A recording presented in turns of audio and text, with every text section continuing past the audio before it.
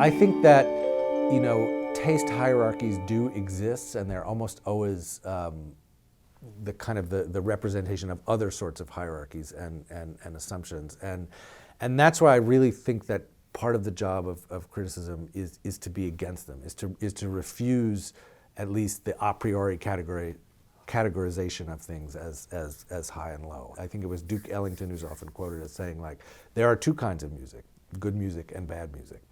And everything else is kind of sociology and politics and prejudice and snobbery kind of sneaking in. And we're none of us immune to those things. We live in the world, we associate with who we associate with, we identify ourselves as we identify ourselves. But I think that the job of critics and of criticism is to kind of to push against that. And it has just even historically been the job of critics very often, or of criticism, to insist on the value and the dignity and the importance of works of art and types of works of art that had been neglected or ignored or disrespected. And it's in fact the rise of criticism within any of those arts that gets it to be taken seriously. Movies are a great example. I mean, movies, nobody took movies seriously except like maybe in Germany in the 1920s as an art form.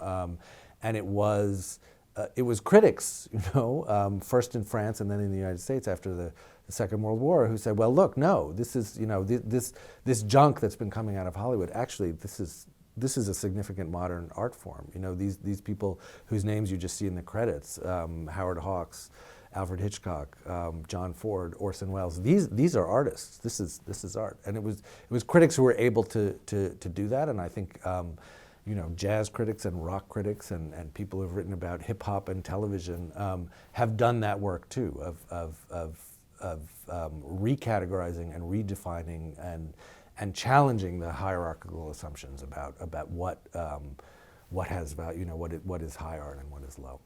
The thing that's great about movies is that they are high and low, and that they run. There's a very wide spectrum from the